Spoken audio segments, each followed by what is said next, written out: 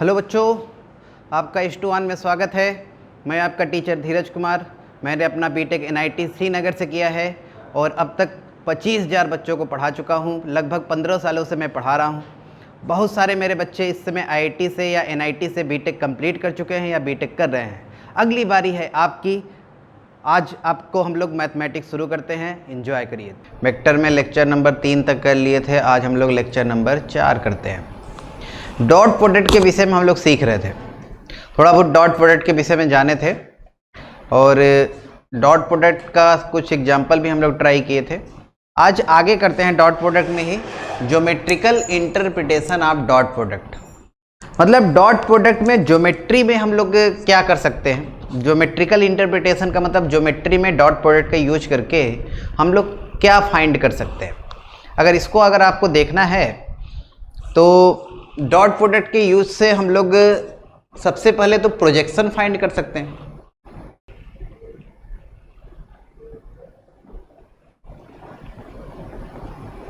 पहला होता है प्रोजेक्शन फाइंड करना।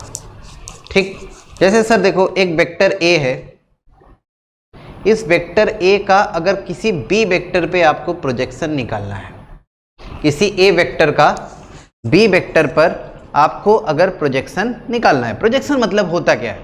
प्रोजेक्शन का सिंपल सा मतलब होता है कि परछाई क्या बनेगा इसका। जैसे सर ये है और हम लोग जब भी प्रोजेक्शन निकालते हैं तो ये मान के करते हैं कि लाइट ऊपर से पड़ रहा है। इससे तो यार प्रोजेक्शन हमेशा परछाई लाइट पे डिपेंड करता है कि लाइट किधर से आ रहा है। तो अगर मैथ में हम लोग जहाँ भी प्रोजेक्शन या इमेज का बात करेंगे तो ये मान के चलेंगे कि लाइट जो है ऊपर से आ रहा है। तो अगर इस वेक्टर का आपको इस वेक्टर पे प्रोजेक्शन निकालना है तो इसका परछाई क्या बनेगा? अरे यहाँ से परपेंडिकुलर डालो, जो फुटा परपेंडिकुलर को ज्वाइन करके मिलेगा वही उसका प्रोजेक्शन होगा भाई। नहीं मतलब कहना क्या चाह रहे हैं सर? कहना ये चाह रहे हैं कि यार ए वेक्टर से परपेंडिकुलर यहाँ ड्रॉप कर दो, जो भी ये आएगा ये होगा projection of A on B.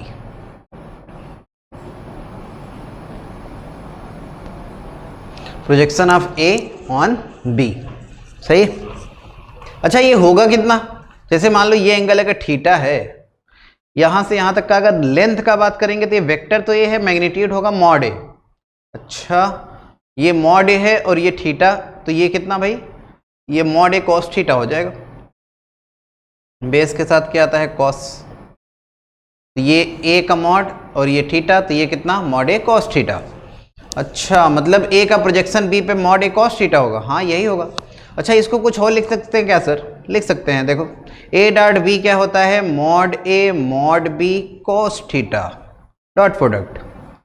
तो ए कॉस थीटा अगर यहाँ से अगर आप लिखना चाहेंगे तो ए कॉस थीटा का वैल्यू आएगा A dot B upon mod B. अच्छा मतलब आप प्रोजेक्शन डॉट प्रोडक्ट के फॉर्म में भी लिख सकते हैं ना? हाँ वही लिख रहे हैं हम लोग। ये क्या था? ये प्रोजेक्शन था। कितना आया?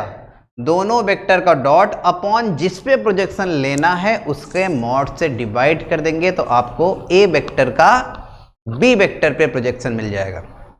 क्या बताए हैं? अगर ए वेक्टर का बी वेक्टर पे प्रोजेक्शन निकालना है तो दोनों ए और बी वेक्टर का डॉट लो और बी पे प्रोजेक्शन निकालना है तो बी के मॉड से डिवाइड करो, आपको मिल जाएगा projection of A on B. दूसरा एक टर्म आता है component of A vector along B vector.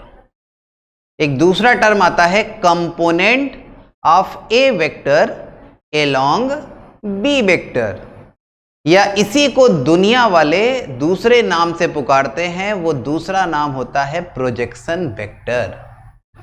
सही है ना सर? तो दूसरा हम लोग सीखेंगे प्रोजेक्शन वेक्टर या component of A vector along B vector. Component of A vector along B vector, या दूसरा नाम इसका क्या बताए हैं? Projection vector. प्रोजेक्शन वेक्टर ये कैसे निकालेंगे समझो। देखो कैसे निकालते हैं। ए वेक्टर ये है, बी वेक्टर ये है। ए वेक्टर का हमें कंपोनेंट बी वेक्टर के अलोंग निकालना है। और प्रोजेक्शन वेक्टर भी इसका नाम होता है। मतलब ये वेक्टर क्वांटिटी है। स्केलर क्वांटिटी तो हम लोग कंपोनेंट निकाल ही चुके हैं। अगर आपसे कहे कि ए वेक्टर का कंपोनेंट बताओ बी वेक्टर के अलोंग, उसका मैग्नीट्यूड बताओ, ए वेक्टर का बी वेक्टर के अलोंग मैग्नीट्यूड बताओ, कंपोनेंट जो आएगा उसका, तो यही बताएंगे प्रोजेक्शन जो आया है भाई, A dot B upon mod B. तो मैग्नीट्यूड तो यही रहेगा प्रोजेक्शन वेक्टर का। चलो इसका नाम डाल देते हैं, ए इस पॉइंट का नाम बी, इस पॉइंट का नाम सी। तो जो ए बी वेक्टर आएगा साहब, ए बी वेक्टर यही है प्रोजेक्शन वेक्टर। तो ए बी का मैग्नीट्यूड तो यही आया है, हाँ यही आया है। अच्छा, मैग्नीट्यूड पता है, वेक्टर बनाना है, सिखाए थे आपको। कभी भी मैग्नीट्यूड अगर आपको पता है वेक्टर बनाना है तो मैग्नीट्यूड में उस डायरेक्शन के यूनिट वेक्टर से मल्टीप्लाई कर दो, बन जाता है वेक्टर। अच्छा, मतलब प्रोजेक्शन वेक्टर जो होगा, प्रोजेक्शन वेक्टर ये किसके बराबर होगा? ए बी वेक्टर के बराबर होगा। अच्छा, ए बी वेक्टर के बराबर होगा। और ये किसके बराबर होगा? मैग्नीट्यूड तो ये आया है सर, क्या आया है? A dot B upon mod B. और किसके अलोंग लेना है? बी के अलोंग लेना है। तो बी के अलोंग यूनिट वेक्टर क्या होगा? B upon mod B. तो फाइनल आपका बन जाएगा A dot B upon mod B का स्क्वायर बी। ये सर है क्या?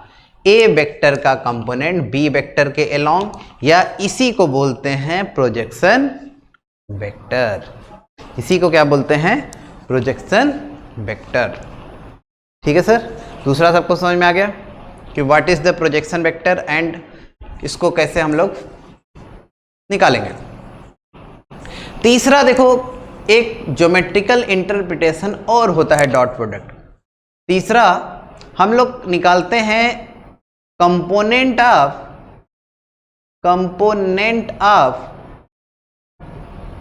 A vector perpendicular to B vector. Component of A vector perpendicular to B vector क्या होगा? या इसी को दुनिया वाले बोलते हैं एल्टीट्यूड वेक्टर। इसको क्या बोलते हैं? Altitude vector.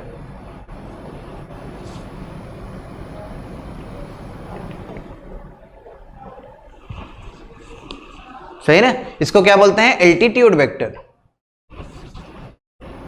अब ये एल्टीट्यूड वेक्टर कैसे निकलेगा भाई? या ए वेक्टर का कंपोनेंट बी वेक्टर के परपेंडिकुलर क्या होगा? अगर इस फिगर से अगर आप देखेंगे तो जो बीसी वेक्टर है, बीसी वेक्टर को ही बोलते हैं एल्टीट्यूड वेक्टर। बीसी वेक्टर को ही क्या बोलते हैं? Altitude vector. या बीसी वेक्टर को ही बोलते हैं ए का कंपोनेंट बी के परपेंडिकुलर। देखो ना, ए का एक कंपोनेंट इधर आएगा, देखो ऐसे अगर कोई वेक्टर है, इसका एक कंपोनेंट इधर आएगा, एक इधर आएगा। तो ये वाला तो अलोंग है बी के, देखो, और ये वाला क्या है? बी के परपेंडिकुलर है। तो वही बात है, ए वेक्टर का कंपोनेंट बी वेक्टर के अलोंग, और दूसरे केस में ए वेक्टर का कंपोनेंट बी वेक्टर के परपेंडिकुलर। कुल मिला के आपको अगर इस फिगर से बात करेंगे तो बीसी वेक्टर निकालना है। एक बात बताओ, ए बी और बीसी का अगर सम निकालेंगे तो देखो बताए थे आपको, ये बी बी गायब, ए सी आएगा। ए सी मतलब कितना? ए वेक्टर। तो यहाँ से आसानी से आप बीसी वेक्टर निकाल सकते हैं। कितना? यह आएगा ए माइनस ए बी। और ए बी आप देखो निकाल चुके हैं, यहाँ पे ए बी है A dot B upon mod B का स्क्वायर बी वेक्टर। तो ये जो आया है सर, यही है एल्टीट्यूड वेक्टर। यही क्या है? Altitude vector. ये बीसी ही है एल्टीट्यूड वेक्टर। सही है सर, बीसी को ही क्या बोलते हैं? Altitude vector. तो ये आपका एल्टीट्यूड वेक्टर आ गया भाई। तो ये तीन ज्योमेट्रिकल इंटरप्रिटेशन है और तीनों बहुत ही इंपॉर्टेंट है, बहुत इंपॉर्टेंट। अभी जेईई एडवांस में 2020 में जो क्वेश्चन आया था, प्रोजेक्शन वेक्टर का ही सवाल आया था। मतलब अगर किसी को इतना जानकारी रहे तो प्रोजेक्शन वेक्टर वाला सवाल जो 2020 में आया था, आप ट्राई कर सकते हैं। अगर कहीं किताब या कुछ रखे होंगे तो आसानी से हो जाएगा। ये क्या है सर? ये है प्रोजेक्शन वेक्टर। तो कभी कभी प्रोजेक्शन वेक्टर का मैग्नीट्यूड लिखता है, तो ये क्या है सर? यही है प्रोजेक्शन वेक्टर का मैग्नीट्यूड। तो कहीं अगर प्रोजेक्शन वेक्टर कहे तब ये लिखेंगे ना सर, और प्रोजेक्शन वेक्टर का मैग्नीट्यूड बोले तो ये लिखेंगे, या प्रोजेक्शन सिर्फ लिख दे, प्रोजेक्शन लिख दे तब भी प्रोजेक्शन का मतलब हम लोग यही मान के चलते हैं कि उसका मैग्नीट्यूड का बात कर रहा होगा। अंतर समझिए, प्रोजेक्शन वेक्टर लिखा होगा 100% इसे लेना है, मैग्नीट्यूड ऑफ प्रोजेक्शन वेक्टर यही है, और सिर्फ लिखा है एक प्रोजेक्शन तब भी यही है। तीनों इक्वली इंपॉर्टेंट है सर, तो ये आप तीनों ध्यान दीजिएगा। आगे बढ़ते हैं, एक एग्जाम्पल ट्राई कर लो, सभी लोग ट्राई करें। If the magnitude of projection of vector इतना ऑन इतना इज इतना, and if alpha equal to 2 + √3 beta, then find mod alpha. तो इसमें क्या लिखा है, मैग्नीट्यूड ऑफ प्रोजेक्शन वेक्टर इतना, मतलब इस वेक्टर का इस वेक्टर पे प्रोजेक्शन निकालना है, मैग्नीट्यूड मतलब वही प्रोजेक्शन निकालना है। तो क्या बताए हैं, अगर ए वेक्टर का बी वेक्टर पे प्रोजेक्शन निकालना है तो दोनों का डॉट अपॉन जिस पे प्रोजेक्शन निकालना है उसके मॉड से डिवाइड, सिंपल सा फंडा।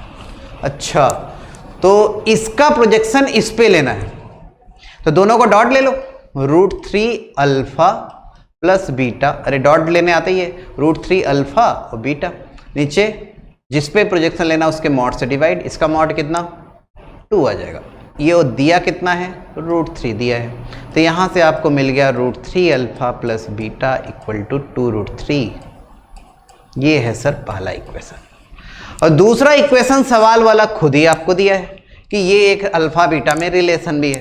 क्या है रिलेशन, अल्फा का वैल्यू 2 + √3 बीटा है। तो एक काम करो, अल्फा का वैल्यू ही हमें निकालना है तो बीटा का वैल्यू पुट कर देते हैं यार, यहाँ से बीटा का वैल्यू निकाल के यहाँ पुट कर दो। देखो अल्फा आ गया 2 + √3 बीटा, बीटा यहाँ से बोलो, बीटा यहाँ से आएगा सर 2√3 माइनस √3 अल्फा। अच्छा, तो अल्फ़ा यहाँ से आ गया 2 प्लस, ये बताइए कितना 4 3, ये कितना आ जाएगा 3 दूना 6 आ जाएगा, सही, और ये कितना -3 अल्फ़ा, सही है सर। तो इधर ले जाएंगे तो ये आ जाएगा 4 अल्फ़ा इक्वल टू 8, तो अल्फ़ा इक्वल टू 2। तो इसमें मॉड अल्फ़ा पूछा है तो मॉड अल्फ़ा भी कितना आ जाएगा 2 के बराबर आ जाएगा। यहाँ पे एक काम करेक्शन कर लीजिएगा, यहाँ वेक्टर नहीं रहेगा, सिर्फ अल्फा का मॉड निकालना था, वेक्टर नहीं। अल्फा एक देखो स्केलर क्वांटिटी है, वैसे भी अल्फा वेक्टर का मॉड का मतलब अल्फा ही होता है, लेकिन अल्फा स्केलर है तो उसके ऊपर वेक्टर नहीं होना चाहिए, सिर्फ मॉड अल्फा निकालना है। ठीक है सर, चलो आगे करते हैं। नेक्स्ट हम लोग देखो वेक्टर या क्रॉस प्रोडक्ट देखेंगे। दो वेक्टर का प्रोडक्ट अगर इस तरह से लें कि उसका आंसर वेक्टर क्वांटिटी है। बताए थे आपको कि दो वेक्टर का प्रोडक्ट दो तरीके से ले सकते हैं, डॉट प्रोडक्ट द्वारा और क्रॉस प्रोडक्ट द्वारा। डॉट प्रोडक्ट जब लेते हैं दो वेक्टर का तब आंसर स्केलर नंबर देता है, और दो वेक्टर का क्रॉस प्रोडक्ट लेते हैं तो आंसर वेक्टर क्वांटिटी देता है। तो दो वेक्टर का अगर हम लोग क्रॉस लेंगे तो आंसर एक वेक्टर क्वांटिटी देगा, इसीलिए इसका नाम क्रॉस प्रोडक्ट या वेक्टर प्रोडक्ट पड़ा है। वेक्टर प्रोडक्ट पढ़ने के पीछे नाम राज बस यही है कि आंसर वेक्टर क्वांटिटी होता है। और क्रॉस प्रोडक्ट भी इसको इसलिए बोलते हैं क्योंकि बीच में क्रॉस लेना होता है, दो वेक्टर के बीच में जो प्रोडक्ट होता है वो क्रॉस होता है, मतलब उसको क्रॉस द्वारा रिप्रेजेंट करते हैं, इसीलिए उसका नाम क्रॉस प्रोडक्ट पड़ा है। ठीक है सर, तो ये तो इसका बेसिक डिफिनीशन होता है कि ए और बी अगर दो वेक्टर है तो ए क्रॉस बी का वैल्यू कितना होता है, ए क्रॉस बी का वैल्यू होता है A B sine theta N cap, A का मॉड बी का mod sine theta N cap. अच्छा, यहाँ भी थीटा का वैल्यू 0 से पाई तक होता है, देखो लिखा भी है थीटा 0 से पाई। और n क्या है, n एक यूनिट वेक्टर है perpendicular to both a and b। मतलब ये देखो, ये तो यार मैग्नीट्यूड है, सही बात है। तो a क्रॉस b का जो डायरेक्शन है वो n कैप दे रहा है, a क्रॉस b का डायरेक्शन n कैप दे रहा है। अच्छा, तो n कैप कौन सा वेक्टर होता है, n कैप एक यूनिट वेक्टर होता है जो a और b दोनों के परपेंडिकुलर होता है। n कैप क्या है, एक यूनिट वेक्टर है perpendicular to both a and b or perpendicular to plane of a and b। मतलब अगर देखो ये बोर्ड का जैसे प्लेन है, इस बोर्ड के प्लेन पे दो वेक्टर a और b है इस तरीके से, तो ए क्रॉस बी अगर लेंगे तो ए क्रॉस बी का डायरेक्शन कैसे देते हैं, ए से बी की ओर ये पूरा फिंगर को रोटेट करो, जिधर आपका ये अंगूठा जाएगा वो ए क्रॉस बी का डायरेक्शन होता है। और ए क्रॉस बी का डायरेक्शन हमेशा जिस प्लेन पर ए और बी वेक्टर है उसके परपेंडिकुलर होता है। अच्छा, मतलब ऐसा कुछ, ए से बी की ओर उंगली करो, अंगूठा इधर, तो ए क्रॉस बी का डायरेक्शन आ गया प्लेन के परपेंडिकुलर बाहर साइड में। अगर आप बी क्रॉस ए लेंगे, देखो बी क्रॉस ए अंदर, तो बी क्रॉस ए का डायरेक्शन क्या होगा, प्लेन के परपेंडिकुलर अंदर साइड में। सही ना सर? तो इसीलिए ए क्रॉस बी और बी क्रॉस ए बराबर नहीं होता, क्योंकि दोनों का मैग्नीट्यूड तो बराबर होता है लेकिन डायरेक्शन एक दूसरे का अपोजिट होता है। इसीलिए ए क्रॉस बी अगर कभी आपको लिखना हो बी क्रॉस ए के टर्म में तो माइनस बी क्रॉस ए लिखेंगे, दोनों का डायरेक्शन उल्टा होता है। ए क्रॉस बी बराबर माइनस बी क्रॉस ए। अच्छा, एक चीज तो सर समझ में आ गया हमको कि एन कैप ए और बी दोनों के परपेंडिकुलर वेक्टर है, वो यूनिट वेक्टर है, इतना हम समझ गए। दूसरा बात आप ये भी समझ गए होंगे कि ए क्रॉस बी भी ए और बी दोनों के परपेंडिकुलर यूनिट वेक्टर नहीं वेक्टर होता है। अच्छा, ए क्रॉस बी भी ए और बी दोनों के परपेंडिकुलर वेक्टर है। अरे यार, N cap A cross B का ही तो डायरेक्शन दे रहा है, तो एन कैप का डायरेक्शन अगर ए और बी के दोनों के परपेंडिकुलर है तो ए क्रॉस बी का भी डायरेक्शन जो भी रहेगा वो एन कैप का डायरेक्शन ही होगा, बस मैग्नीट्यूड अंतर होगा। क्योंकि एन कैप तो यूनिट वेक्टर है, ए क्रॉस बी का मैग्नीट्यूड कुछ भी हो सकता है, वो तो magnitude A B sine theta पे डिपेंड करेगा। ठीक है सर ना? तो ए क्रॉस बी इसका मतलब क्या होता है, ए और बी दोनों के परपेंडिकुलर वेक्टर होता है। अच्छा, अगला बात, ये एन कैप फॉर्म ए राइट हैंडेड सिस्टम, ये भी आपको बता दिए कि राइट हैंडेड सिस्टम से इसका डायरेक्शन देते हैं। समझ ही गए, ए से बी की ओर अंगुली करो, जिधर अंगूठा जाएगा वो आपका डायरेक्शन होगा ए क्रॉस बी का। इतना बात आपको क्लियर है? तो एस लिखें, धीरे धीरे आगे हम लोग बढ़ते हैं। देखिए, कुछ प्रॉपर्टीज होता है वेक्टर प्रोडक्ट का, तो उसको समझते हैं। पहला देखो प्रॉपर्टी है कि in general A cross B is not equal to B cross A. In general A cross B और बी क्रॉस ए बराबर नहीं होता। In fact A cross B minus B cross A होता है, आपको बताई दिए कि A cross B minus B cross A होता है।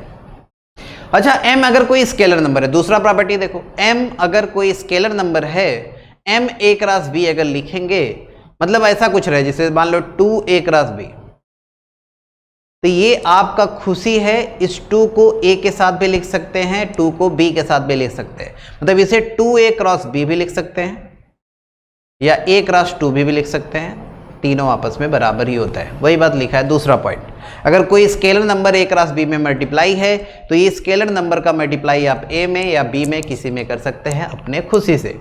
थर्ड पॉइंट, a क्रॉस, देखो ये a cross b plus minus C रहे, तो ये जो क्रॉस प्रोडक्ट होता है ये डिस्ट्रीब्यूट हो जाता है, मतलब ये A cross B plus minus ऐसे लिख सकते हैं, ए क्रॉस सी। डायरेक्शन लेकिन मत बदल देना अपने से, जैसा ये है उसी तरह लिखना है। मतलब ये देखो ए पहले है तो ए क्रॉस बी आएगा, ए क्रॉस सी आएगा, मतलब उसी डायरेक्शन में लिखना होता है। कभी उल्टा नहीं कर देना कि इसे गुणा किए तो बी क्रॉस ए लिख दिए, सेम डायरेक्शन में चलता है। अगर मान लो ए का गुणा इधर पीछे रहता तब आप लिखते B cross A plus minus C cross A. समझ रहे हो क्या करें? तो ये डिस्ट्रीब्यूटिव प्रॉपर्टी को शो करता है, कौन? Cross product. ये थर्ड पॉइंट है। बेसिक बातें हैं, सबको क्लियर होना चाहिए। मेरे ख्याल से अभी तक तीनों पॉइंट क्लियर होगा।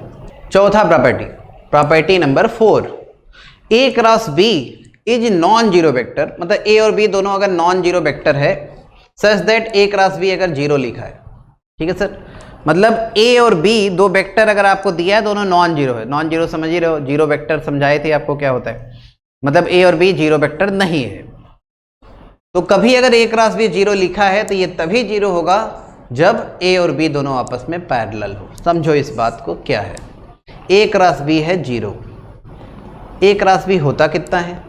ए क्रॉस बी सर होता है A B sine theta N cap, और ये एक जीरो है, सही सर।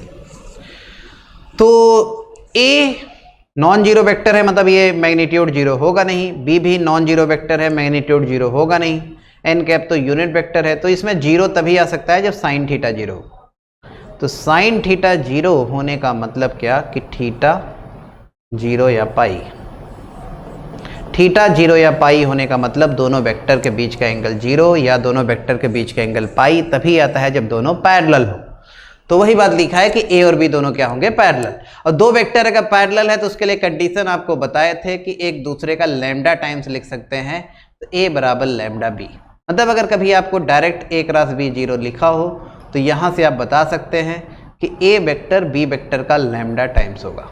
ये तो आपको बताया था, देखो जैसे ये ए वेक्टर है, ये बी वेक्टर है, दोनों पैरेलल है, तो पैरेलल में अंतर बस मैग्नीट्यूड का आता है, बी को लैम्डा टाइम्स बढ़ाए तो ए के बराबर आ गया। वही बात यहाँ लिखा है कि ए वेक्टर बी वेक्टर का लैम्डा टाइम्स होता है।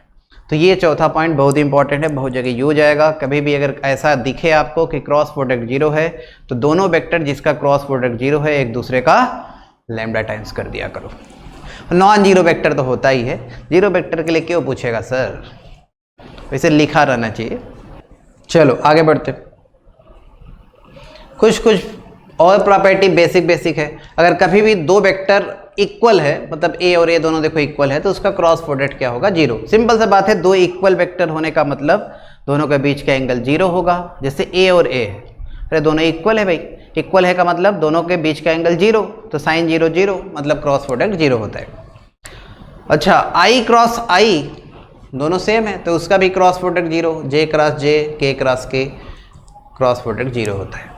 सेम वेक्टर का सेम वेक्टर के साथ क्रॉस लेंगे तो आंसर जीरो देगा, सिंपल सा बात, ठीक है ना। तो आई का क्रॉस, जे का क्रॉस और के का क्रॉस भी जीरो होता है।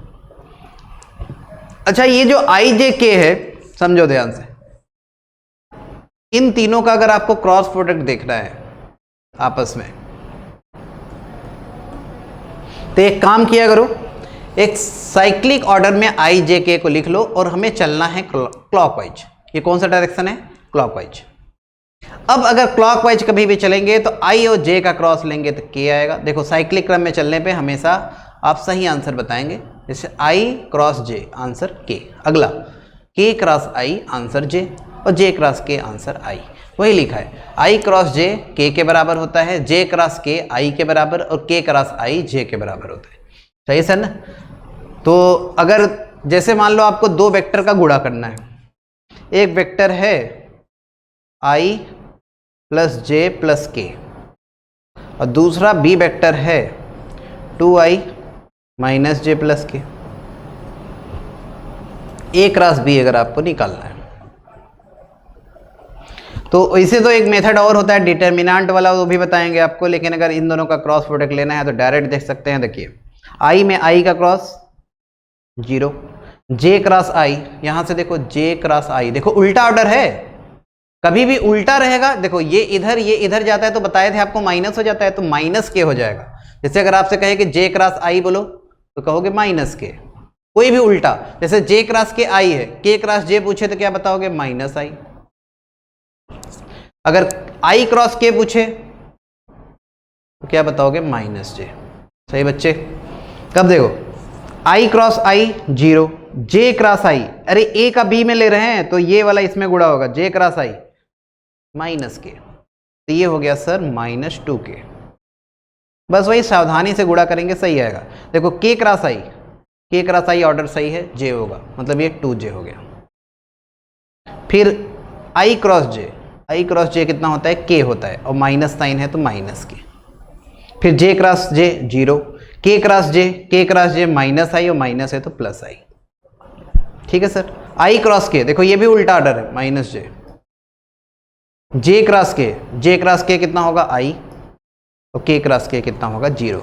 अब देख सकते हैं आप ये किसके बराबर आ रहा है, 2i, 2j और माइनस जे, माइनस 2k माइनस के माइनस 3k, तो a क्रॉस b निकालेंगे तो 2i प्लस जे माइनस 3k के बराबर आएगा।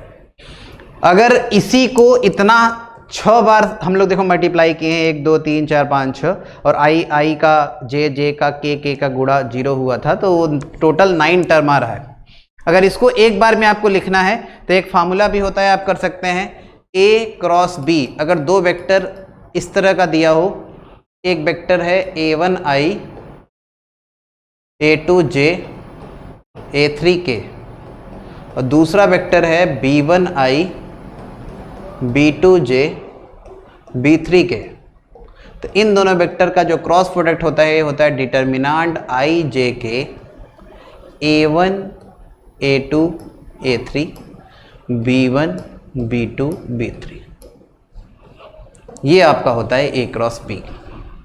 डिटर्मिनेंट ओपन करेंगे वही आएगा, आप करके देख लीजिएगा। डिटर्मिनेंट मेथड से इन दोनों का क्रॉस प्रोडक्ट लेके आंसर आपका यही आएगा। सही है सर। तो ये तरीका होता है दो वेक्टर का क्रॉस प्रोडक्ट निकालने का, अगर वो IJ K के फॉर्म में दिया हो। चलो आगे बढ़ते हैं। अच्छा एक बात और, A क्रॉस B का जो मैग्नीट्यूड होता है वो AB साइन थीटा होता है, बता ही दिया आपको। तो यहाँ से कभी एंगल निकालना हो तो साइन थीटा क्रॉस प्रोडक्ट वाले फार्मूला से, ये फार्मूला से निकालते हैं। Sine theta A cross B का mod upon mod A mod B के बराबर होता है। साइन थीटा क्या होता है, A क्रॉस B का mod upon mod A mod B। ठीक है सर ना। साइन थीटा किसके बराबर होता है, A क्रॉस B का mod upon mod A mod B। दो वेक्टर के बीच का एंगल का फार्मूला अगर साइन थीटा से निकालना रहेगा तो इस तरह से कर सकते हैं। वैसे हम लोग 99% क्वेश्चन कॉस थीटा वाले से करते हैं, क्योंकि डॉट प्रोटेक्ट करना ज़्यादा आसान होता है। A dot B upon mod A mod B। नहीं सर, कॉस थीटा वाला ज़्यादा आसान होता है, A dot B upon mod A mod B। Sine theta वाला करेंगे तो A क्रॉस B का मॉड करेंगे, फिर मॉड A मॉड B करेंगे। अब जिसमें आप कंफर्टेबल हो उस तरह कर सकते हो। वैसे 99% में हम लोग कॉस थीटा वाला ही यूज करते हैं। Unit vector perpendicular to both A and B। देखो A क्रॉस B का मॉड अभी बताएं आपको कितना होता है, ये सर होता है AB साइन थीटा। सही। और A क्रॉस B होता कितना है, A क्रॉस B होता है सर A क्रॉस B का मॉड n कैप। अरे वही बात है यार, AB sine theta n cap. अच्छा, तो अगर A और B दोनों के परपेंडिकुलर यूनिट वेक्टर बताना है तो n कैप क्या होता है, n कैप सर होता है A और B दोनों के परपेंडिकुलर यूनिट वेक्टर। तो इसका वैल्यू आप देख सकते हैं A cross B upon mod A cross B से डिवाइड कर दो, आ जाएगा। या ऐसे भी समझो, ये बताओ n कैप किसका डायरेक्शन देगा, ये A क्रॉस B का डायरेक्शन देगा। सही ना सर, A क्रॉस B के डायरेक्शन में ही n कैप होता है, या ऐसा कहो कि A cross B n cap के डायरेक्शन में होता है। अगर किसी भी वेक्टर में उसके मॉड से डिवाइड करेंगे तो यूनिट वेक्टर बन जाएगा। और बात आता है प्लस माइनस क्यों लगा है सर, तो किसी भी दो वेक्टर के परपेंडिकुलर दो वेक्टर हो सकता है सेम मैग्नीट्यूड का। जैसे अगर A और B एक प्लेन में है तो A क्रॉस B प्लेन के परपेंडिकुलर भी हो सकता है, और A क्रॉस B अगर B क्रॉस A करेंगे तो नीचे जाएगा ना, B क्रॉस A करेंगे तो प्लेन के परपेंडिकुलर इनसाइड होगा, और A क्रॉस B कर रहे थे प्लेन के परपेंडिकुलर आउटसाइड हुआ। लेकिन दोनों ही देखो ऊपर हो चाहे नीचे हो, दोनों ही प्लेन के परपेंडिकुलर वेक्टर है।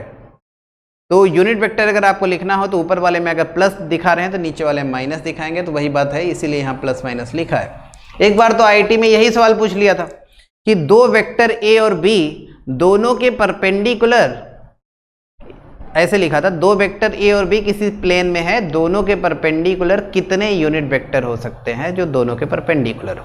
तो आंसर सिंपल था, उसमें ऑप्शन में मतलब ये क्या होगा नहीं दिया था, ये दिया था 1 होगा 2 होगा 3 होगा इनफिनाइट होगा, तो आंसर 2 होगा। किसी भी दो वेक्टर के परपेंडिकुलर यूनिट वेक्टर पूछे तो कितना बताओगे, 2।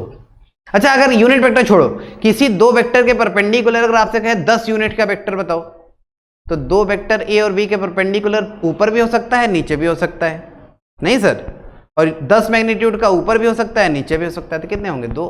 10 मैग्नीट्यूड का भी अगर पूछे तब भी 2 ही आंसर होगा। अगर सिर्फ इतना पूछे कि A और B के परपेंडिकुलर बताओ कितने वेक्टर होगा, तब जवाब दोगे इनफिनाइट होगा। प्लेन के परपेंडिकुलर और प्लेन के इनसाइड परपेंडिकुलर दोनों ही पॉसिबिलिटी है, लेकिन मैग्नीट्यूड बदल बदल के इनफिनाइट वेक्टर बना सकते हैं, नहीं सर। अगर मैग्नीट्यूड दिया हो तो 2 वेक्टर, मैग्नीट्यूड नहीं दिया तो इनफिनाइट वेक्टर, सिंपल सा बात है। आगे बहुत ही इंपॉर्टेंट सुनो, A क्रॉस B के मॉड के स्क्वायर, A डॉट B के मॉड के स्क्वायर लिखो, चाहे A डॉट B के स्क्वायर लिखो, ये बात बताए थे आपको, याद होना चाहिए।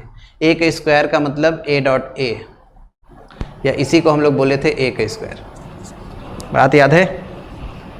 तो यहाँ मॉड भी लगा सकते हैं, कोई प्रॉब्लम नहीं, चाहे ऐसे डायरेक्ट स्क्वायर लिख दो। ए डॉट बी के स्क्वायर और ए क्रॉस बी के मॉड के स्क्वायर, ये mod A square mod B square के बराबर होता है। इसको बोलते हैं लाग्रेंजे आइडेंटिटीज। इस रिलेशन का नाम होता है लाग्रेंजे आइडेंटिटीज।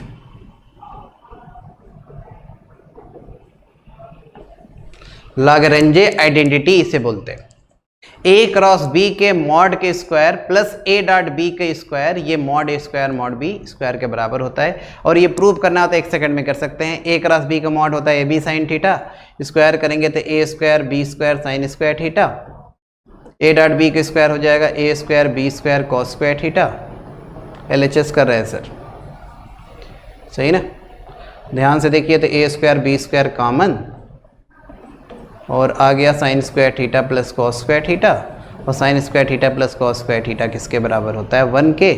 तो mod A square mod B square के बराबर आ गया, सही ना? ये बहुत इंपॉर्टेंट बार बार मैं इसलिए बोल रहा हूँ क्योंकि बहुत जगह यूज कर सकते हैं इसको, बहुत जगह। अगर आपको क्रॉस प्रोडक्ट निकालने से बचना है तो हमेशा इस रिलेशन का यूज कर सकते हैं। जैसे अगर कहीं आपको ए और बी 2 वेक्टर दिया हो, अब मॉड में, लेकिन सिर्फ मॉड में अगर खेलना हो तो उसके लिए ना ए क्रॉस बी निकालना है तो वो तो आपको मॉड निकालने से थोड़ी ना होगा। यहाँ से देखो मॉड निकल सकता है मैग्नीट्यूड उसका, लेकिन अगर ए क्रॉस बी ही निकालना है तो उसके लिए डिटर्मिनेंट वाला जो मेथड आपको बताए हैं उसी से करेंगे। ठीक है सर? इसका यूज कैसे कर सकते हैं? जैसे देखो, जैसे मान लो अगर आपको दिया है ए का मॉड 1 बी का mod 2 A dot B 1 A dot B 1, कहे ए क्रॉस बी का मॉड का वैल्यू बताओ। अब इसका यूज करेंगे, देखो तुरंत के तुरंत आंसर आप पाएंगे। ए क्रॉस बी का स्क्वायर किसके बराबर होता है? Mod A square mod B square minus A dot B का स्क्वायर। ये ए क्रॉस बी के मॉड के स्क्वायर का वैल्यू, ए का स्क्वायर 1 बी का स्क्वायर 4 ए डॉट बी 1 कितना आ गया 3, तो ए क्रॉस बी का मॉड कितना आ जाएगा? √3 के बराबर। देखो कितने आसानी से। तो अगर आप उस तरह भी करेंगे तो आएगा, ऐसा नहीं है। जैसे अगर आप ए डॉट बी से क्या निकाल लेंगे? थीटा निकालेंगे तो आ ही जाएगा। फिर ए क्रॉस बी का मॉड किसके बराबर? A B sine theta. यहाँ से कॉस थीटा आएगा, साइन थीटा निकाल लेंगे, बात वही होता है। लेकिन आप लाग्रेंजे आइडेंटिटी का यूज आगे हम लोग सवाल में देखेंगे, बहुत ही आसानी सवाल बनता है कुछ इसके यूज से ना, तो ये ध्यान रखेंगे आप।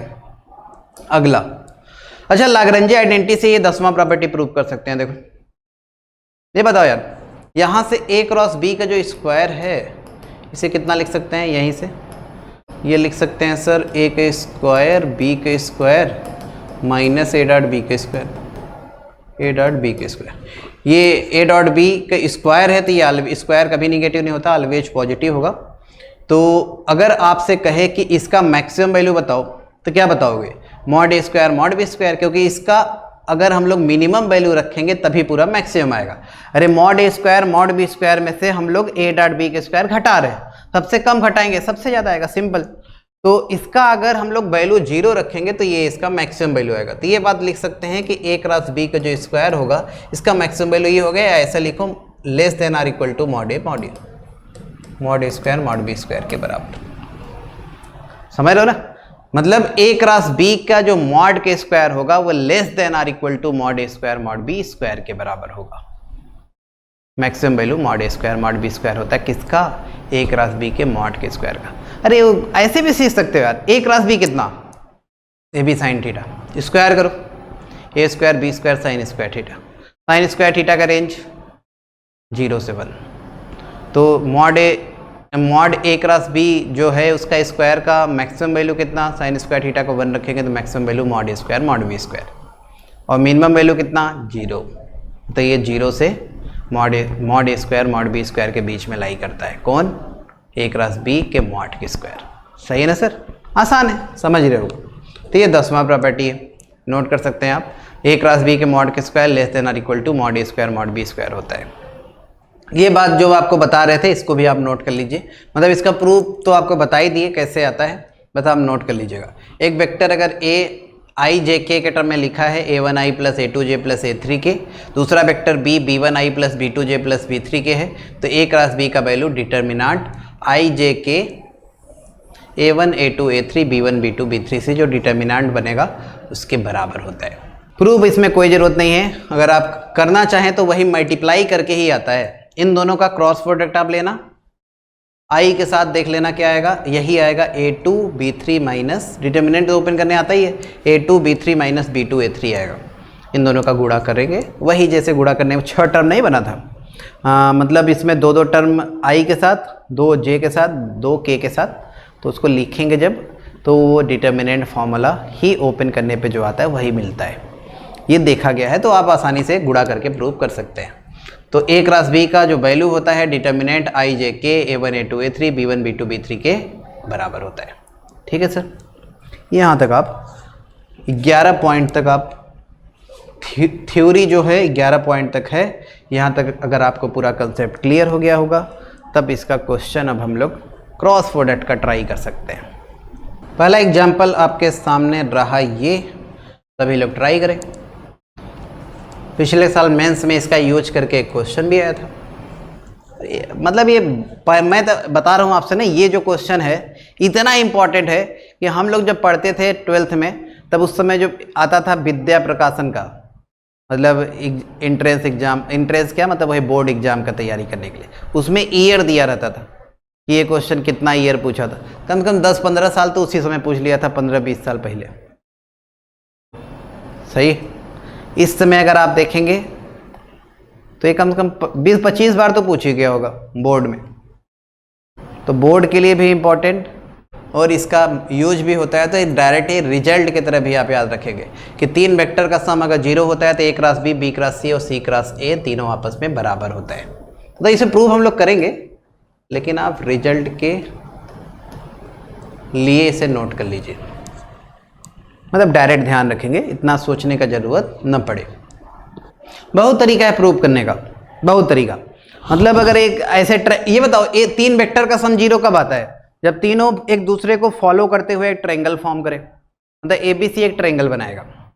ठीक, इसके बाद आप ट्रायंगल का एरिया से कर सकते हैं। AB साइन थीटा क्या होता है? Half AB sine theta. Half half तो मान लो सब जगह कैंसिल हो जाएगा। AB sine theta, BC sine जो भी है बीटा और CA साइन गामा, तीनों आपस में बराबर होगा क्योंकि तीनों एरिया ऑफ ट्रायंगल है, फिर तीनों से इक्वेट करके आप प्रूव कर सकते हैं। एक तो तरीका होगा ट्रायंगल बना करो, लेकिन उसमें ज़्यादा इंटरेस्टेड हम नहीं हैं, हम डायरेक्ट ऐसे ही कर देते हैं। यार क्यों ट्रायंगल बनाएं? A plus B plus C 0 दिया है और ये हमें प्रूव करना है। तो एक काम करते हैं ना यार, दोनों साइड में क्रॉस बाई A कर दो। A के साथ क्रॉस लेने पे, और किसी से क्रॉस आगे या पीछे लिया जा सकता है, कोई प्रॉब्लम नहीं होता। ये आपके खुशी के ऊपर है, पहले क्रॉस लेना है पहले लो, अगर प्री क्रॉस लेना है प्री क्रॉस लो, या पोस्ट क्रॉस लेना है पोस्ट क्रॉस लो। चलो हम लोग प्री क्रॉस लेते हैं, मतलब A का तीनों में प्री क्रॉस, मतलब पहले क्रॉस A का लगाएंगे। अच्छा, तीनों में देखो A पहले लगाए हैं, 0 में A के साथ क्रॉस लेंगे 0 ही रहेगा। A क्रॉस A कितना होता है? 0। आगे देखो A cross B, A cross C उधर गया माइनस A क्रॉस C, और माइनस A क्रॉस C को लिख सकते हैं C क्रॉस A। तो A क्रॉस B और C क्रॉस A देखो आ गया बराबर। ठीक है सर ना। दूसरा काम यहीं पे फिर से कर दो, दोनों साइड में क्रॉस बाई B कर दो। अब फिर से अगर आपका खुशी है तो चलो पोस्ट क्रॉस ले लेते हैं, ये आपके ऊपर है। B से पोस्ट क्रॉस तीनों में ले रहे हैं, तो पहला टर्म आएगा A क्रॉस B, दूसरा आएगा B क्रॉस B, तीसरा आएगा C क्रॉस B। यहां से अगर आप देखेंगे तो A क्रॉस B बराबर, ये 0 हो चुका है, उधर जाएगा माइनस C क्रॉस B मतलब B क्रॉस C। ये आ गया इक्वेशन नंबर 2। तो A cross B C cross A के बराबर और A cross B he B cross C के बराबर। इसका मतलब तीनों आपस में बराबर होना चाहिए। A cross B B cross C के बराबर है और A cross B C cross A के भी बराबर है। तो पहले और दूसरे इक्वेशन से आप आसानी से लिख सकते हैं कि ये तीनों आपस में क्या आएगा? बराबर। वही प्रूव करना है। ए क्रॉस बी बराबर बी क्रॉस सी बराबर सी क्रॉस है। अब मैं जो ट्रायंगल बना के करा था वो भी आपको बता देता हूं यार। देखो ये मान लो ए बी सी ट्रायंगल है, ये मान लिए कि साइड ए है, ये साइड बी है और ये साइड सी है। साइक्लिक क्रम में लिए हैं तो तीनों को जोड़ेंगे 0 आएगा, मतलब a प्लस बी प्लस सी 0 हो चुका है इस फिगर से। अच्छा, अगर आपको इस ट्रायंगल का एरिया निकालना होगा तो ट्रायंगल का एरिया हम लोग सीखे हैं सॉल्यूशन ऑफ ट्रायंगल में कि हाफ दो साइड बीच के एंगल का साइन, ये ट्रायंगल के एरिया का फॉर्मूला होता है। Half A B sine theta, A B यहाँ दो साइड है और थीटा उन्हीं दोनों साइड के बीच का एंगल है। ठीक है सर, तो area of A B C triangle अब हम लोग लिख रहे हैं।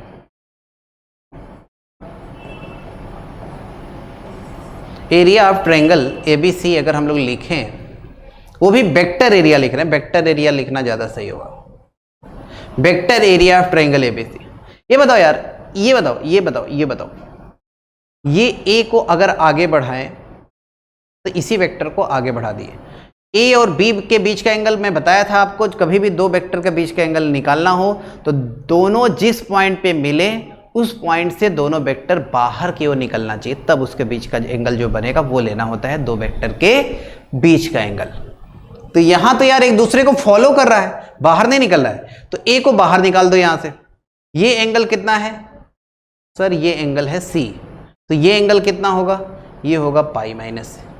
ए और बी का डायरेक्शन बोलो। डायरेक्शन सर है बाहर, आउटवर्ड। अच्छा, सेम उसी तरह देखो ये बी को आगे बढ़ाना, अब देखो दोनों बाहर निकल रहे हैं, तो ये एंगल कितना? पाई माइनस है। उसी तरह सी को बाहर निकालना, अब ये एंगल कितना? Pi minus B. ठीक, तो इस ट्रायंगल का एरिया कितना? Half A B sine theta, half A B sine theta. अगर वेक्टर एरिया लिखेंगे, वेक्टर एरिया होगा half half half A cross B, half A cross B. ये जो ए बी साइन थीटा है उसका मैग्नीट्यूड है, लेकिन वेक्टर एरिया में मैग्नीट्यूड नहीं लगाते हैं। यहां से vector area half B cross C और यहां से vector area half C cross है। वेक्टर एरिया के विषय में आप थोड़ा बहुत फिजिक्स में, इलेक्ट्रोस्टैटिक्स में पढ़े होंगे जब गॉस लॉ पढ़े थे। वेक्टर एरिया का मतलब ये होता है तीनों का डायरेक्शन अगर सेम रखते हुए एक क्लोज फिगर है तो उसमें हम लोग वेक्टर एरिया लिख सकते हैं। उसका मैग्नीट्यूड लगा दो तो वो हो जाएगा उसका स्केलर वैल्यू, जो भी एरिया है। मतलब ये एरिया को ही बता रहा है। वेक्टर एरिया बस ये बताता है कि उसका एरिया कितना है और कौन सा डायरेक्शन में है वो। तो ए क्रॉस बी आपको दिखा दिए बाहर है, बी क्रॉस सी भी बाहर, सी क्रॉस ए भी बाहर, मतलब तीनों का डायरेक्शन सेम और तीनों का मैग्नीट्यूड भी सेम, क्योंकि तीनों ही area A B C triangle का बता रहा है। तो इसका मतलब तीनों आपस में क्या होंगे? बराबर। तो वही तीनों आपस में बराबर किए हैं, तो A cross B cross C cross A बराबर हो गया। यही आपको प्रूव करना है आसानी से। ये अभी पढ़ेंगे, अभी जब हम लोग जैसे अभी आज पढ़े नहीं डॉट प्रोडक्ट का ज्योमेट्रिकल इंटरप्रिटेशन, उसी तरह क्रॉस प्रोडक्ट का जब ज्योमेट्रिकल इंटरप्रिटेशन पढ़ेंगे तो उसमें आपको ज़्यादा क्लियर होगा कि यार वेक्टर एरिया क्या होता है। बताएंगे थोड़ा और उसके विषय में। तो इसको अगर नहीं उतना आपको क्लियर है तो छोड़ो, इसीलिए तो आपको दो दो मेथड से बताएं सर। पहला मेथड देखो बहुत ही आसान, बस क्रॉस प्रोडक्ट लेना था, प्रूव हो गया। ये सेकंड मेथड बुद्धिमानों के लिए है, जो थोड़ा बहुत जानता है, जानकार। चलो नेक्स्ट क्वेश्चन आप ट्राई करें, आपके सामने रहा ये, सभी लोग ट्राई करें। बहुत ही अच्छा सवाल। तरह भी क्वेश्चन आ सकता है भाई, पहले ही आ चुका है एक बार आईआईटी में, फिर भी आ सकता है मेंस में। मतलब नॉर्मली देखो लोग सोचेंगे कैसे। मेरा मेन एम ये रहता है सर कि आपको थोड़ा सोचना सिखा दे। देखो पहले लोग इसको देखेंगे कि यार ये सब मॉड आउट तो दिया है, चलो सब बात का बात है, ये दिया है इसका क्या यूज है, और हमें के निकालना है। ठीक, डॉट प्रोडक्ट में आपको एक बात सिखाए थे कि जब तक मॉड लेके स्क्वायर नहीं करोगे सवाल वहीं ऐसे बैठे रहेगा, आगे एक कदम नहीं बढ़ेगा सवाल को आगे बढ़ाना है तो डॉट प्रोडक्ट का यूज अगर करना है तो क्या करो, मॉड लेके स्क्वायर करो।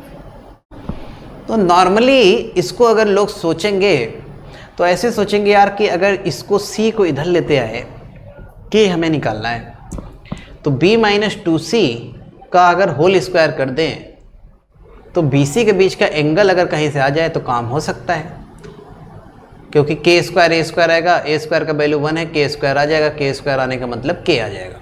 अच्छा, बस एक चीज़ फंसाएगा BC के बीच का एंगल, तो उसके लिए आपको सुविधा ये दे रखा है, BC साइन थीटा बराबर √15, तो साइन थीटा आ जाएगा, साइन थीटा आ जाएगा तो कॉस थीटा आ जाएगा। साइन थीटा तो 0 से पाई में ऑलवेज पॉजिटिव होता है, लेकिन कॉस थीटा पॉजिटिव नेगेटिव कुछ भी हो सकता है। तो पॉजिटिव नेगेटिव में कौन सा लें, उसके लिए आपको सुविधा दे रखा है कि बी और सी के बीच का एंगल एक्यूट है। एक्यूट मतलब 0 से 90, मतलब कॉस थीटा पॉजिटिव लेना है। मेरे ख्याल से इतना हिंट बहुत है, आपने से ट्राई कर सकते हैं, आसानी से सबसे बनना चाहिए। क्या बताए हैं, सी को उधर ले गए, ये लिख सकते हैं के ए, दोनों साइड का मॉड लेके स्क्वायर करो।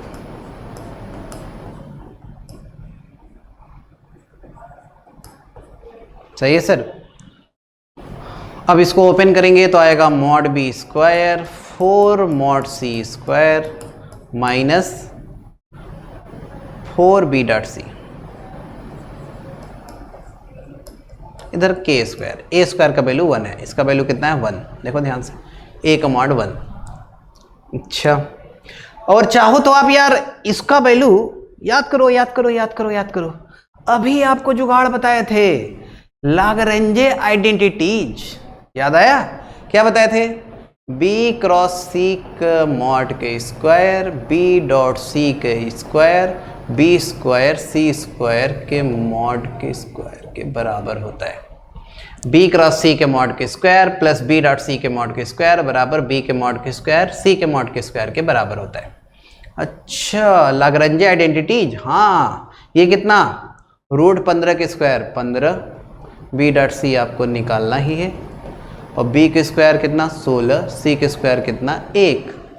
अच्छा, मतलब यहाँ से आपको बी डॉट सी का स्क्वायर मिल गया, हाँ स्क्वायर मिल गया, कितना मिल गया 1 मिल गया। अच्छा, मतलब बी डॉट सी का वैल्यू कितना सर 1, प्लस माइनस 1 आएगा, लेकिन प्लस माइनस में कौन सा लेना है उसके लिए ही ये एक्यूट एंगल लिखा है। देखो बी सी तो ऑलवेज पॉजिटिव होता है, कॉस थीटा पॉजिटिव, क्योंकि एक्यूट एंगल है, मतलब बी डॉट सी का वैल्यू पॉजिटिव लेंगे। अच्छा, बी का स्क्वायर 16, सी के स्क्वायर 1, बी डॉट सी का वैल्यू 1 आ चुका है।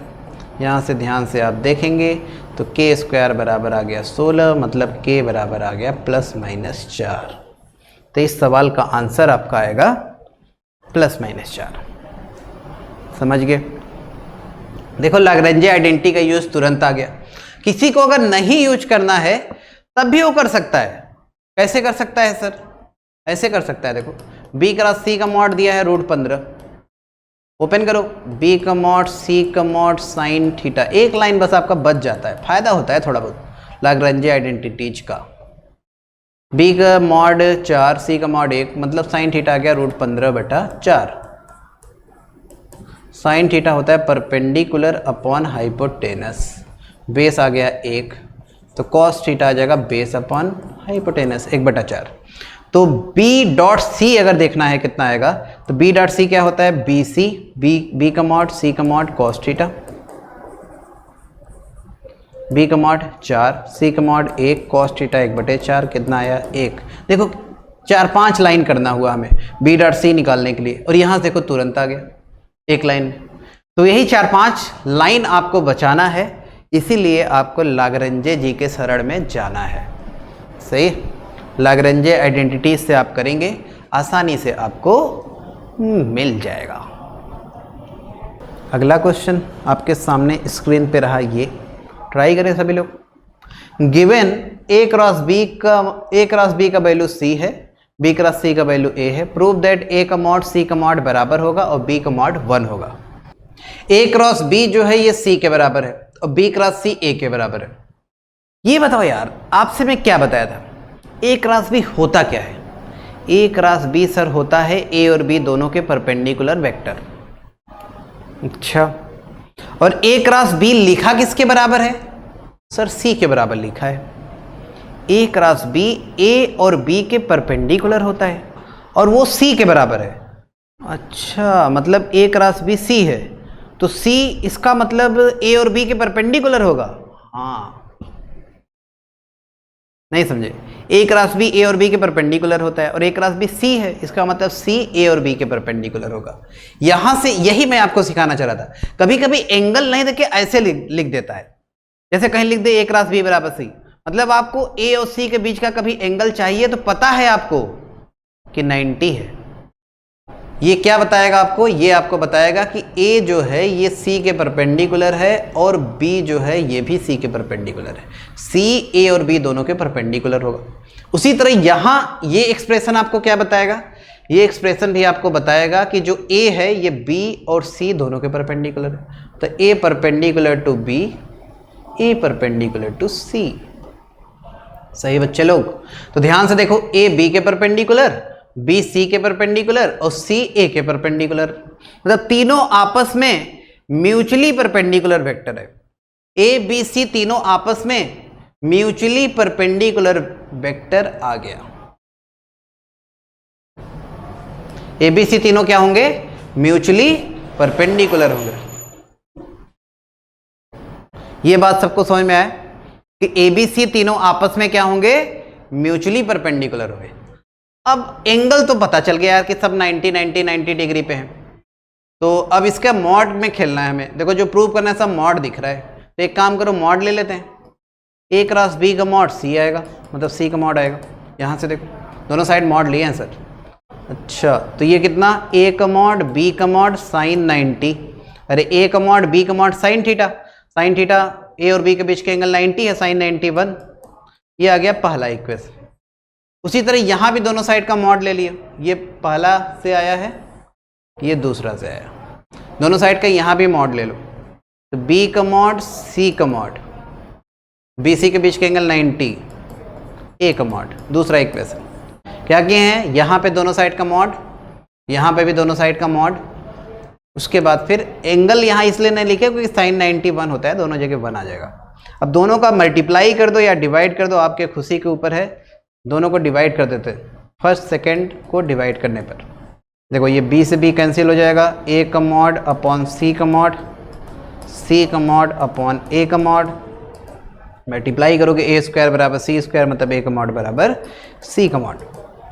और ए का मॉड और सी का मॉड देखो आपस में जब कैंसिल कर दोगे, क्योंकि ये दोनों आपस में बराबर है, तो फ्रॉम इक्वेशन 1 ए का मॉड और सी का मॉड आपस में हो जाएगा कैंसिल, तो बी का मॉड आ जाएगा 1। यही आपको प्रूव करना था कि ए का मॉड सी का मॉड बराबर होगा, बी का मॉड 1 होगा। आसान है, सबसे बनना चाहिए। ठीक है सर। अच्छा, अगर कभी कोई सोचा कि यार ए क्रॉस बी सी है, बी क्रॉस सी ए है, और अगर सी क्रॉस ए ये बी आ जाए, मतलब दिया हो सवाल में, इस सवाल में नहीं दिया है, तो ये तीनों जो है अगर ये दिया रहेगा तो ये तभी होता है जब तीनों A B C unit vector हो, मतलब ए का मॉड बी का मॉड सी का मॉड इस केस में 1 होता है। अभी देखो, अभी जो हम लोग प्रूव किए ए का मॉड सी का मॉड बराबर है और बी का मॉड 1 है, जब ये तीनों दिया रहेगा ना तो उस केस में ए बी सी तीनों का मॉड 1 आता है। मतलब अलग से आप नोट कर सकते हैं, ए क्रॉस बी सी हो, बी क्रॉस सी ए हो, और ए क्रॉस बी सी है, बी क्रॉस सी ए है, सी क्रॉस ए बी है, तो ए का मॉड बी का मॉड सी का मॉड तीनों आपस में बराबर होता है और 1 के बराबर होता है। ये ऐसे भी प्रूव कर सकते हो। सोचो ए को ले लो आई, बी को जे और सी को के, देखो तीनों इक्वेशन सेटिस्फाई हो रहा है। ए को आई, बी को जे, सी को के, आई क्रॉस जे के होता है, देखो और सही है। जे क्रॉस के ए मतलब आई होता है, और के क्रॉस आई जे होता है। देखो तीनों इक्वेशन को सेटिस्फाई कर रहा है, मतलब ए का मॉड 1, बी का मॉड 1, सी का मॉड 1। आसानी से आप कर सकते हैं। ठीक है सर। तो आज इतना ही करते हैं, बाकी फिर एक क्वेश्चन आपको होमवर्क देंगे, ये आप घर पे ट्राई करिएगा। होमवर्क सभी लोग नोट करके इसको ट्राई कर लेंगे घर पे अपने। बहुत इंपॉर्टेंट क्वेश्चन है ये, आपसे नेक्स्ट क्लास में पूछेंगे आपसे बना है कि नहीं, और उसके बाद फिर बताएंगे भी कि आप क्या कर रहे हैं, इसका आंसर नेक्स्ट क्लास में बताएंगे। सभी लोग नोट कर लें, इसको घर पे ट्राई करके आएंगे, फिर बाकी हम लोग नेक्स्ट क्लास में आगे प्रोसीड करेंगे, geometrical interpretation of cross product. Thank you. On is to on, study is always on. Concepts के बेहतर रियलाइजेशन के लिए इज टू ऑन पर बने रहिए।